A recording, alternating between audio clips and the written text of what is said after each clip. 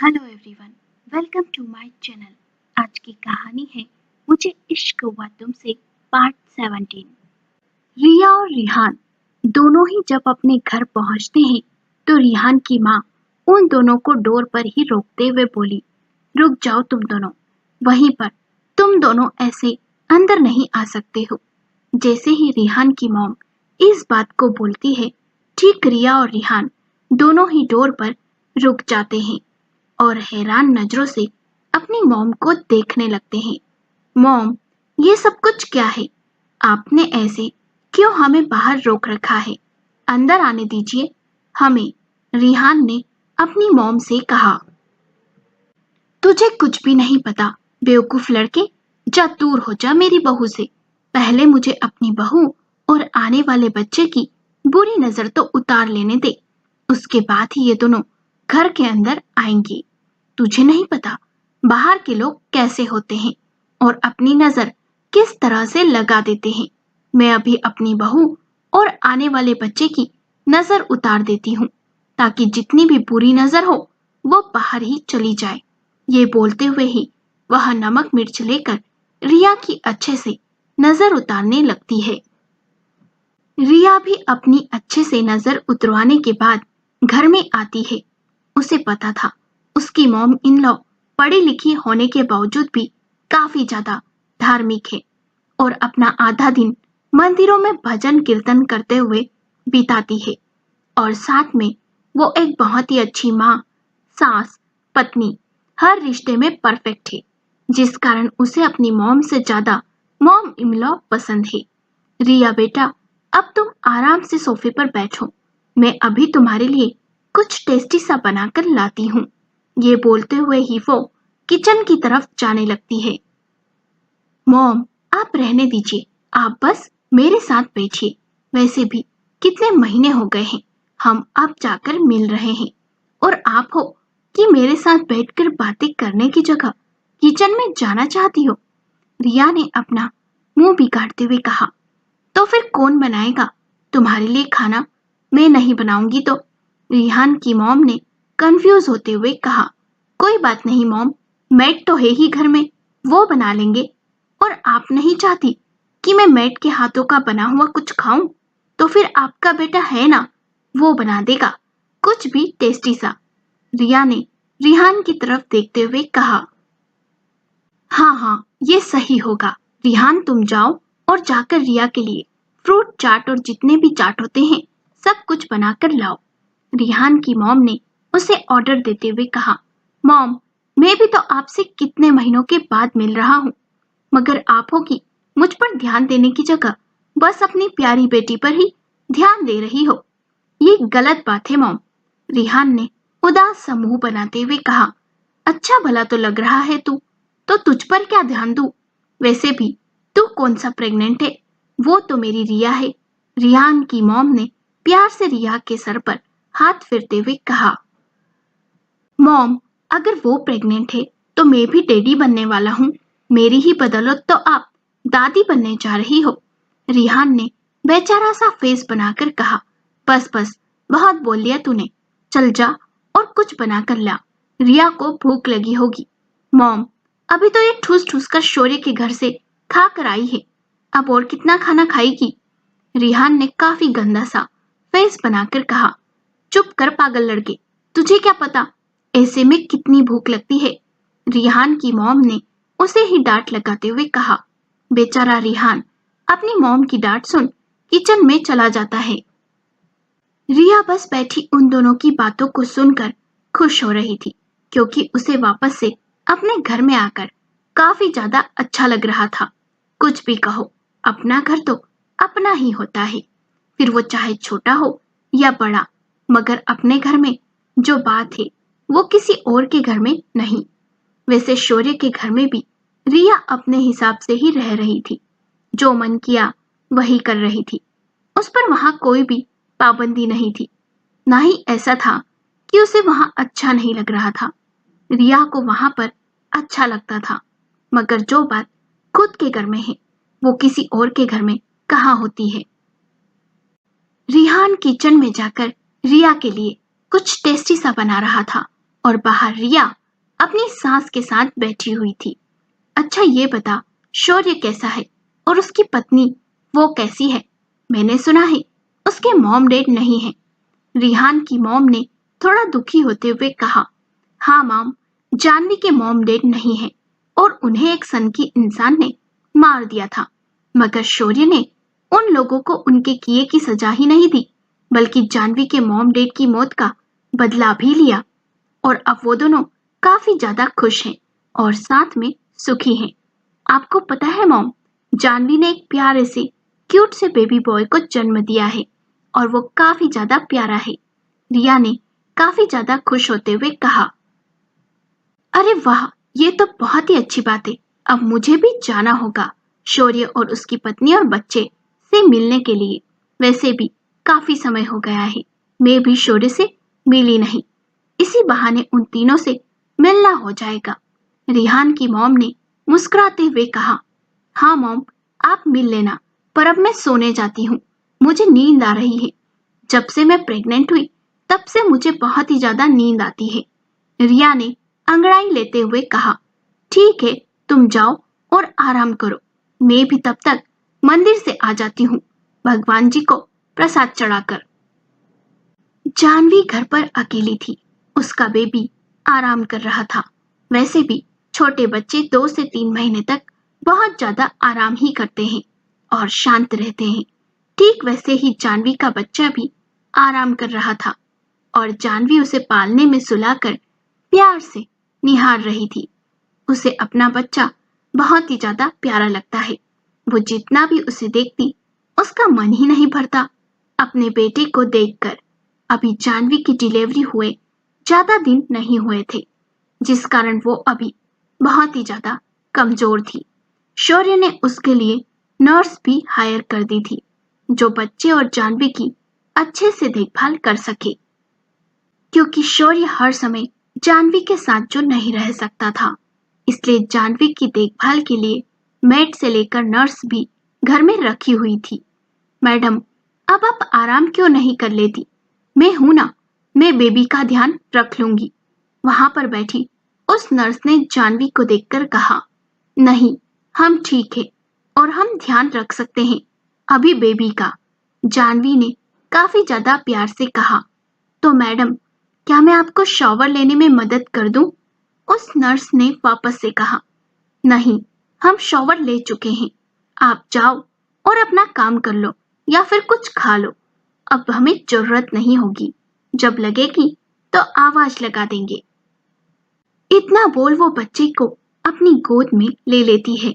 Nurse भी हाँ में सर हिलाकर वहां से चली जाती है, जिसके वहां से जाते ही जानवी अंदर से डोर लॉक कर लेती है और वापस से फिर से चेक करती है कि डोर अच्छी तरह से लॉक है या नहीं।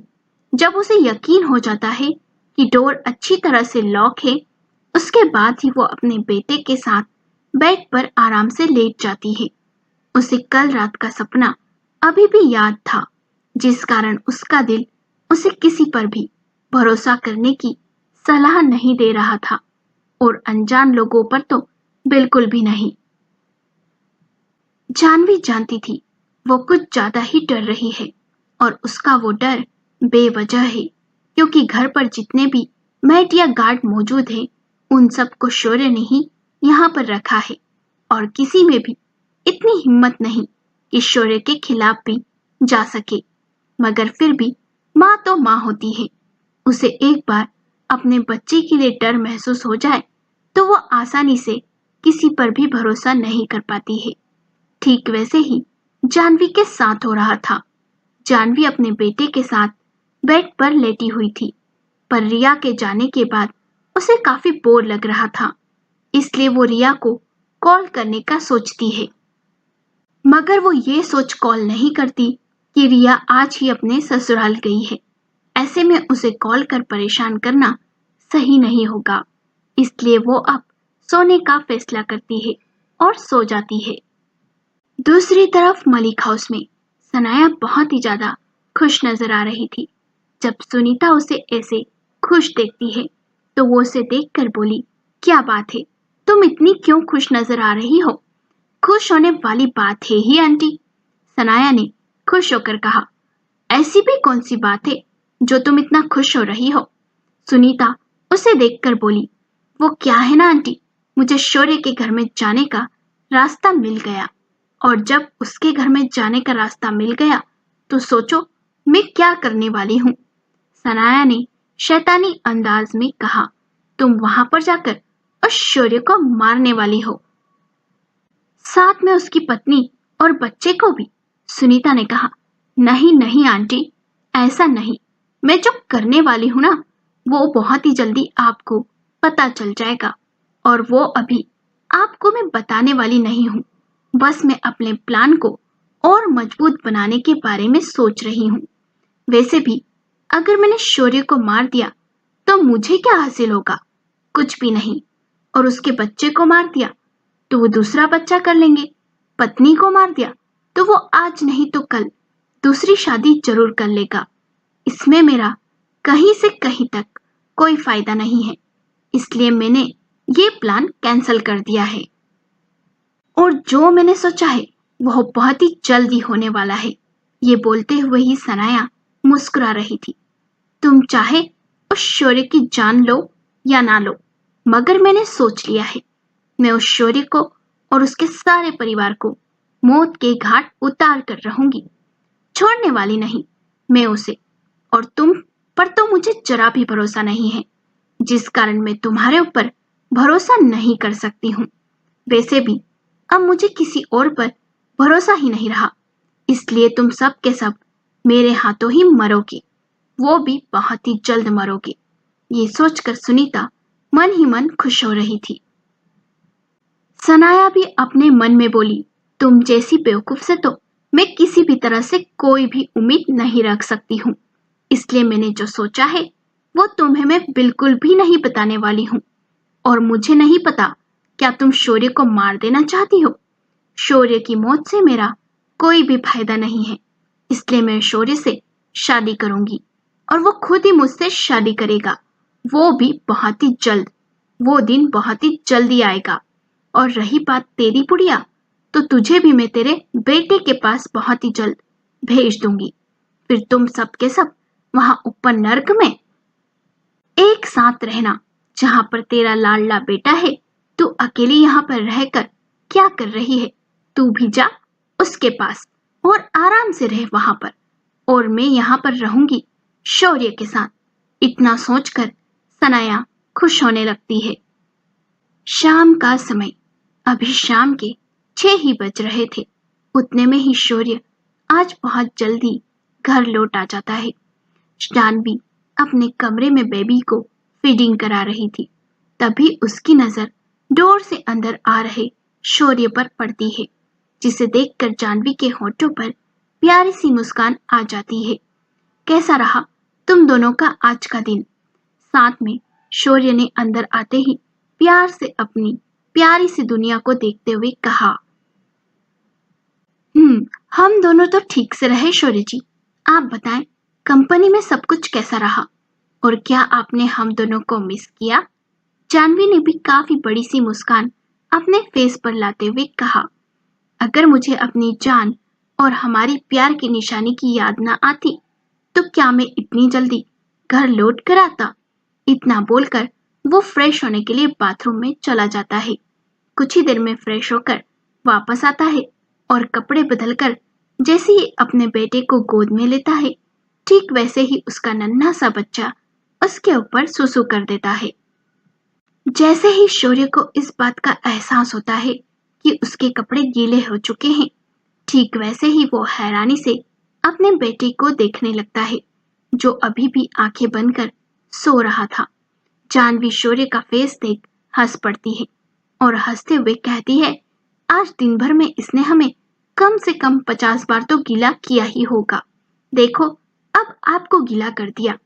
जानवी की बात सुनकर शौर्य हैरान हो जाता है, और भी ज्यादा हैरानी के साथ ही अपने बेटे को वो देखने लगता है, जो नींद में ही मुस्कुराने लगता है।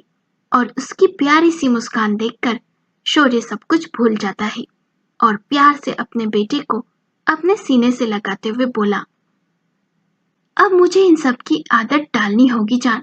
वैसे भी जब तक हमारा बेबी थोड़ा सा बड़ा नहीं हो जाता तब तक वो ऐसी काम करते ही रहेगा और हम हर 5 मिनट में जाकर कपड़े तो नहीं बदल सकते ना।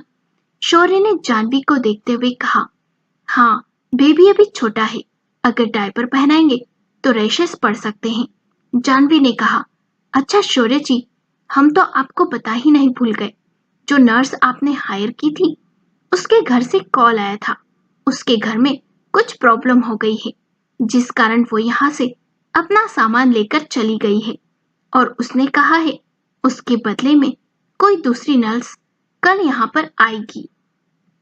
जानवी ने उस नर्स की बातों को याद करते हुए कहा। ठीक है, उस नर्स की पहले सारी डिटेल चेक करना होगा, उसके बाद ही वो हमारे घर पर आएगी, क्योंकि हम ऐसे किसी पर भरोसा नहीं कर सकते और किसी को भी हमारे घर में आने नहीं दे सकते। हम आपकी बात एकदम सही है शौर्य जी। इतना बोलकर जानवी बेड से नीचे उतर जाती है और बाथरूम में जाने लगती है। मैं तुम्हारी कुछ मदद कर दूं? शौर्य ने जवाब दिया। नहीं शौर्य जी, इसकी कोई जरूरत नहीं है। इतना बोलकर जानवी को कुछ याद कर आता है। शौर्य जी, क्या आप हमारे लिए सैनिटरी पैड मंगवा सकते हैं? हमारे पास वो खत्म होने वाले हैं। ओके, मैं अभी मैट को भेजकर मंगवा लेता हूँ। इतना बोलकर वो अपना मोबाइल निकालकर किसी को मैसेज भेज देता है तो जानवी भी बाथरूम में चली जाती है। दूसरी तरफ हॉस्पिटल में एक नर्स अपना सामान पैक कर रही थी।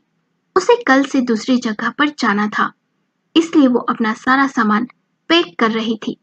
तभी वहां पर एक और लड़की आ जाती है जिसने भी नर्स वाली यूनिफॉर्म पहन रखी थी और अपने चेहरे पर मास्क लगा रखा था। वो वहां पर आती है और एक लॉकर को खोल उस पहले वाली नर्स से बात करते हुए बोली। मैंने सुना है तुम कल से किसी अमीर इंसान के घर जाने वाली हो, किसी बच्चे की देखभाल करने के लिए। क्या ये सच है? उस दूसरी नर्स ने कहा। हाँ, मुझे कल से ही ड्यूटी ज्वाइन करना है। उस नर्स ने कहा। अच्छा, तो तुम किसके घर जाने वाली हो? तुम्हें ये तो पता ही है ना? उस लड़की ने जानबूझकर पूछा। हाँ, मुझे पता है। मुझे मिस्टर गोयल के घर भेजा जा रहा है, उनकी वाइफ और बेबी की नर्स बनाकर, उस पहली नर्स ने कहा। वहां से अपना सामान लेकर बाहर जाने लगी।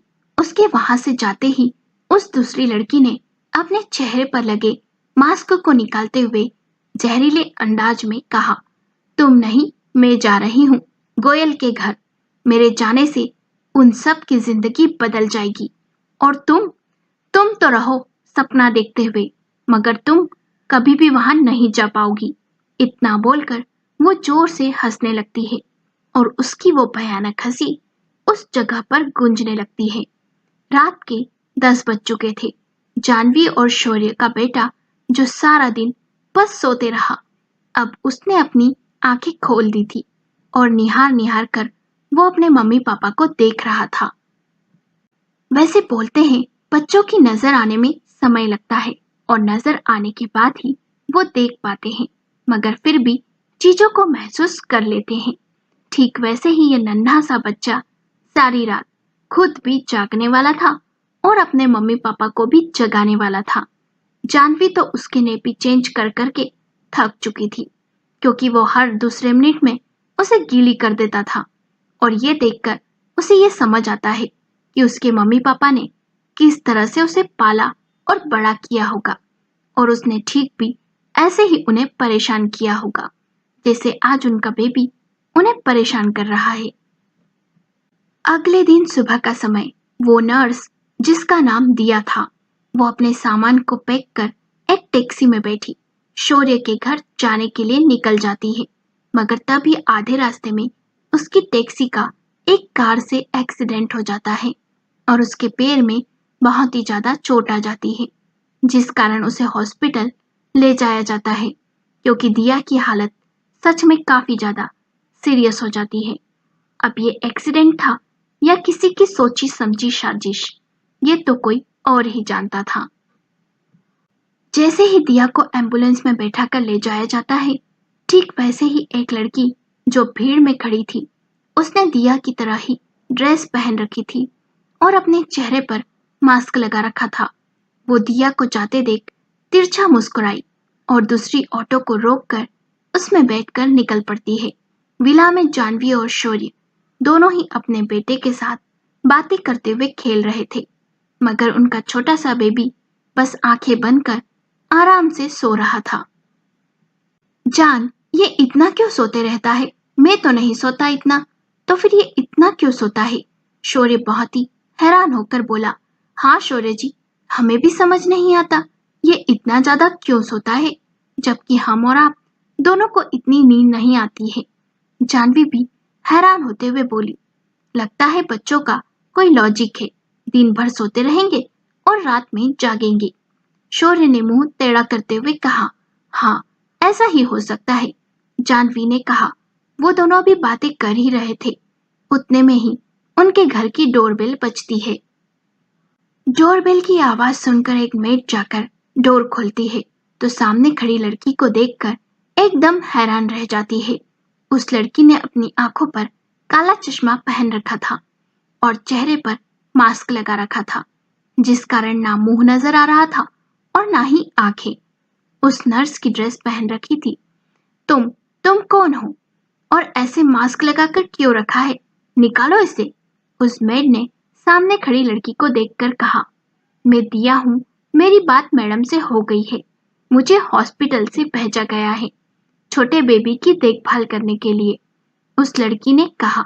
अच्छा, तो तुम नर्स हो, अंदर आ जाओ। इतना बोल वो मेड दिया को रास्ता देने के लिए साइड हो गई। जैसे ही नर्स ने घर के अंदर कदम रखा, ठीक वैसे ही उसकी आंखें चमक उठी, जो काले चश्मे के कारण कोई भी नहीं देख पाया। मैडम सर, ये दिया है, हॉस्पिटल वालों ने भेजा है इसे, उस मेड ने दिया को शौर्य और जानवी से मिलवाते हुए कहा। शौर्य और जानवी जो आपस में बात कर रहे थे, वो मेड की बात सुनकर नर्स बनी उस लड़की को देखने लगते हैं। तुमने ये मास्क क्यों लगा रखा है? निकालो इसे, और ये चश्मा भी, शौर्य ने नर्स को देखकर कहा। सर, वो मेरे मसूड़ों में दर्द है, इसलिए मेरा गाल सूज गया है, तो मैंने मास्क लगा रखा है ताकि मेरा सूजा हुआ गाल किसी को ना दिखे, दिया ने जवाब दिया। कोई बात नहीं, तुम हमें एक बार मास्क निकालकर बता दो, हमें यकीन हो जाए ये तुम ही हो, तो हम तुम्हें वापस मास्क लगाने को बोल देंगे, पर तुम्हें एक बार अपना चेहरा दिखाना होगा। बिना चेहरा दिखाए तुम यहाँ पर नहीं रह सकती हो, जानवी ने कड़क आवाज में कहा। नहीं मैडम, मैं मास्क नहीं निकाल सकती, प्लीज समझिए। आप चाहो तो मेरी आईडी देख लीजिए या मेरे सामानों की तलाशी ले लीजिए, दिया ने अपनी आवाज में बहुत लाचारी दिखाते हुए कहा। अरे अरे, ऐसे कैसे हम तुम्हें अपने बेटे की देखभाल के लिए रख ले, वो भी बिना तुम्हारा चेहरा देखे ही? अगर तुम चेहरा नहीं दिखा सकती हो तो फिर तुम यहाँ से जा सकती हो, ये बात उस मेड ने कही जो अभी ही वहीं पर खड़ी हुई थी। ऐसा मत बोलिए, मैं अपना मास्क निकाल देती हूँ, पर मेरा सूजा गाल देखकर आप नाराज मत होना, दिया ने मायूस होते हुए कहा और धीरे से अपना चश्मा निकाल और मास्क भी निकाल दिया। उसका चेहरा दिया की तरह ही था। उसका चेहरा देखकर शौर्य और जानवी दोनों को राहत मिलती है। साथ ही उसने जैसा कहा था, उसका एक गाल सूजा हुआ है, ठीक वैसा ही हुआ, उसका एक गाल सूजा हुआ था। ठीक है, पहन लो तुम अपना मास्क और चश्मा, वरना बेबी तुम्हें देखकर डर जाएगा, उस मेड ने कहा।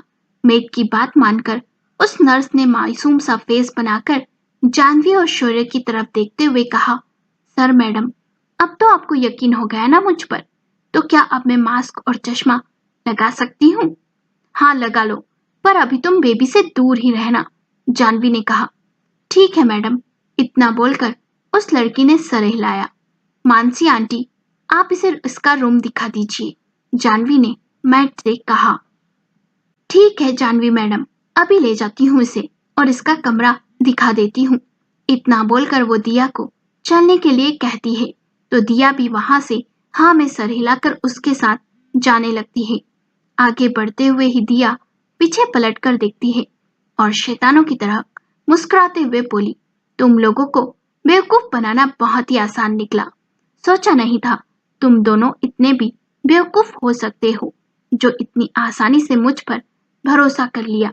तुम्हारी जगह अगर वो रिया होती तो पक्का मुझे बाहर जाना पड़ता, मगर तुम दोनों की बेवकूफी को देखकर मुझे तो हंसी आ रही है और तुम पर तरस भी।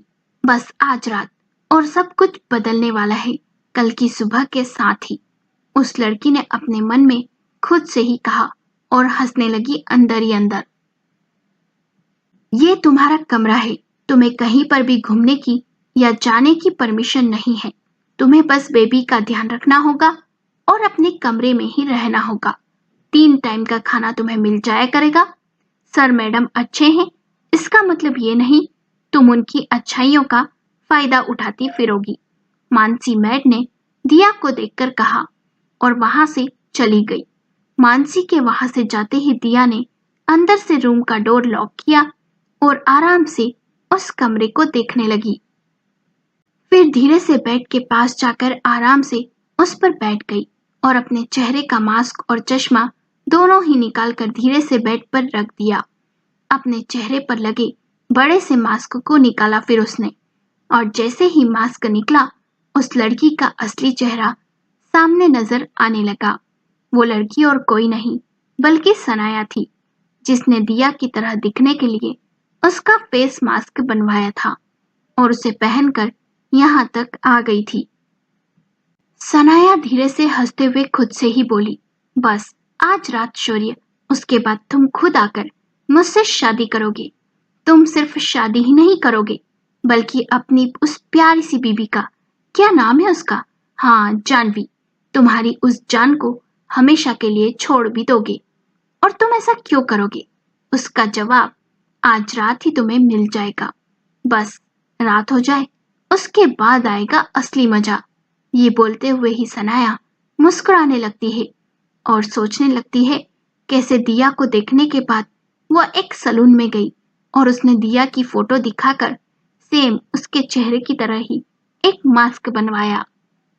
गुंडों को पैसे देकर दिया की टैक्सी का एक्सीडेंट करवाया और कितनी मुश्किल से यहाँ पर आई, वो भी इतनी ज्यादा टाइट सिक्योरिटी को क्रॉस कर, जो मामूली बात तो बिल्कुल भी नहीं थी।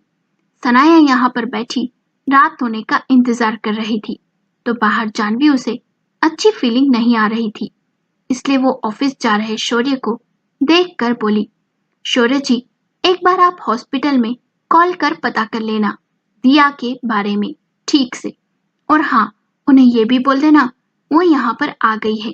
मगर बोलते हुए ही जानवी अपनी बात को अधूरी ही छोड़ देती है। मगर क्या जान, शौर्य ने कहा, हमें किसी नर्स की जरूरत नहीं है, घर में पहले ही इतने सारे लोग हैं जिन पर हम भरोसा कर सकते हैं, तो फिर ये नर्स क्यों। ये बोलते हुए ही शौर्य को देखने लगती है।